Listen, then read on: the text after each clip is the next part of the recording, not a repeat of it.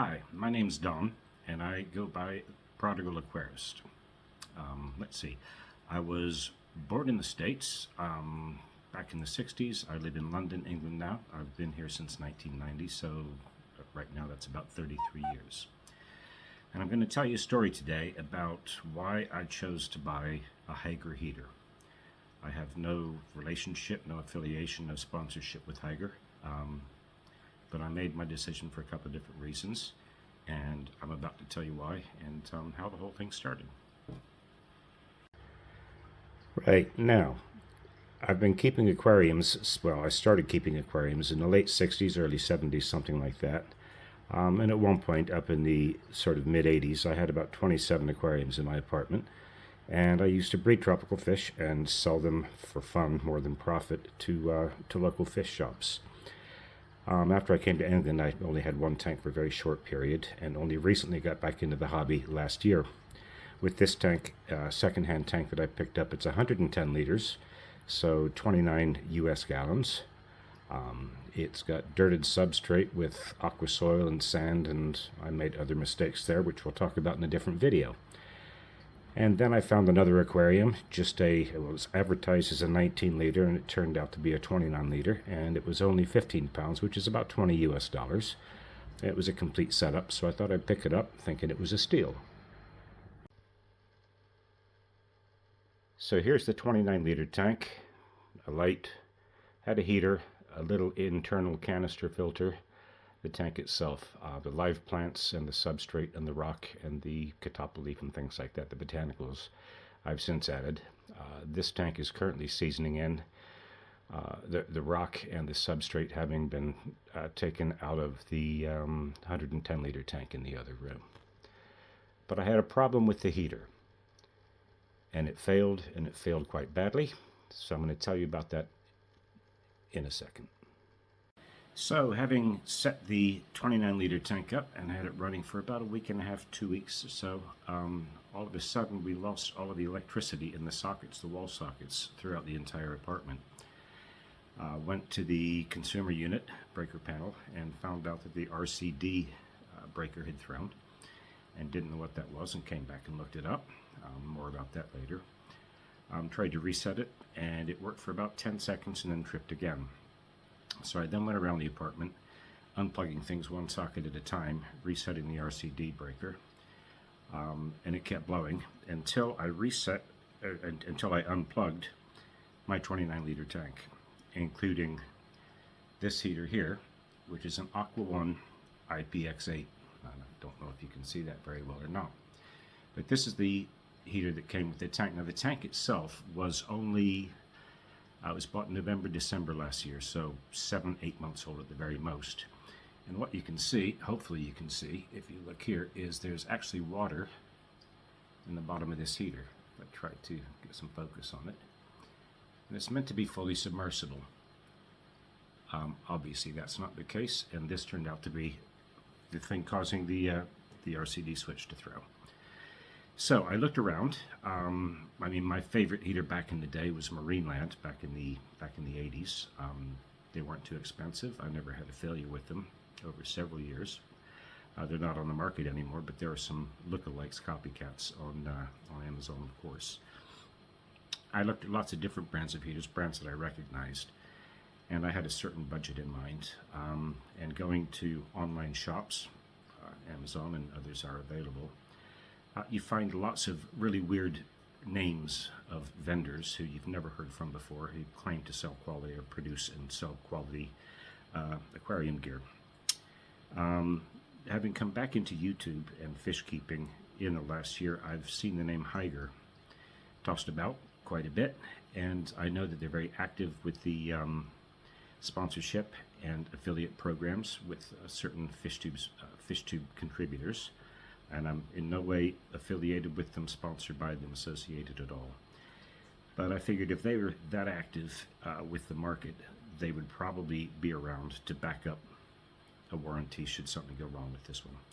So what I bought was, let's see, HG998. It's a 100-watt heater, which is more than I need for the 29-liter tank, but my 29-liter tank is just a project tank. and I'll be using it and then basically pulling things out of it and maybe letting it sit for a few weeks and then put something else into it. And my thinking was, if the heater, which is also secondhand in this 110 liter tank, went wrong, that I could pull the 100 watt heater out of the 29 liter and put it into this 110 liter. So I've got an emergency backup for this tank should I need it. And back to my 110 liter tank.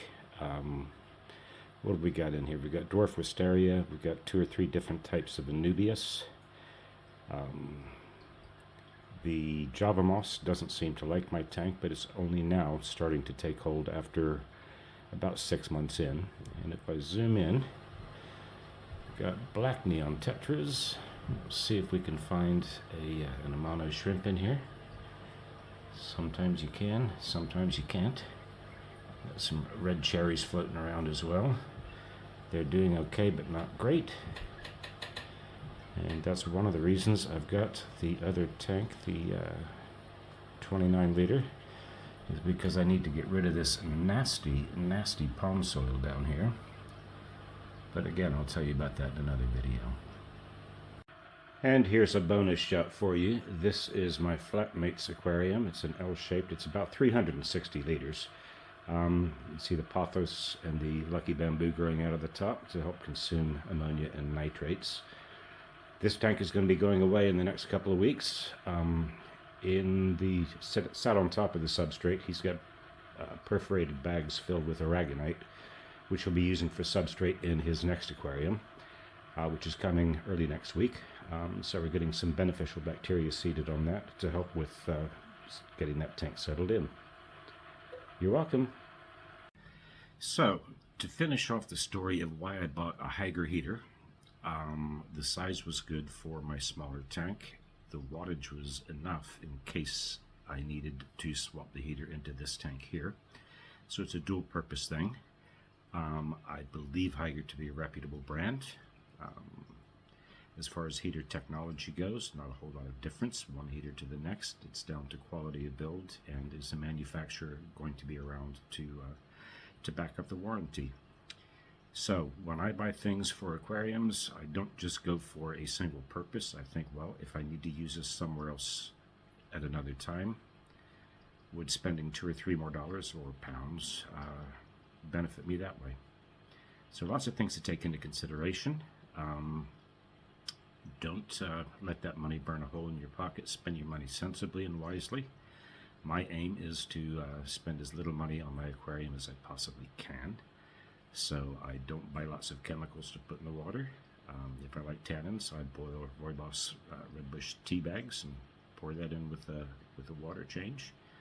I try to make sure that the substrate is going to give me the parameters that I want in the water. I'm dealing with very high pH, well, very high, rather high pH out of the tap.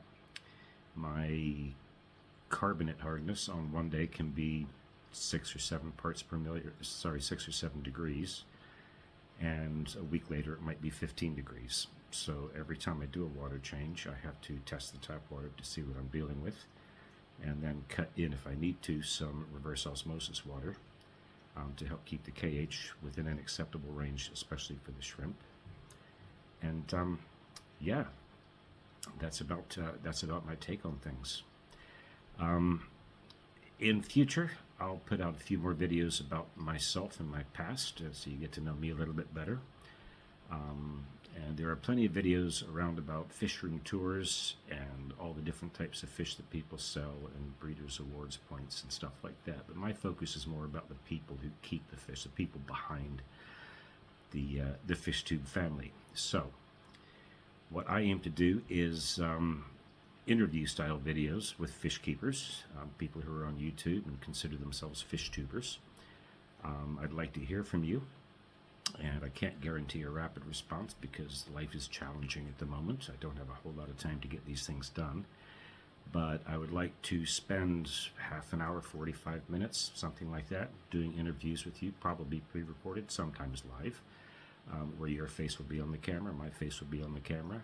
We'll come together and do a YouTube video, And I'll ask you some questions about what your motivation is, if you find any mental health benefits from keeping tropical fish, when you first got your aquariums, what led you to the hobby, what keeps you in, have you ever left the hobby and come back? Just things about your past, your interests, so people get to know you and, you know, help promote your channel so that if you're producing content, it'll be easier for the fish tubers to find you. And yeah, so basically, let's enjoy the hobby. Let's get to know each other. Do our best to get along. Shouldn't be too hard. Thanks for watching. And if you want to be interviewed, you can send me an email at prodigalaquarist, which is all one word, at gmail.com. And I'll try to remember to put that up on the screen before I push the video out. And thank you for your time. Bye.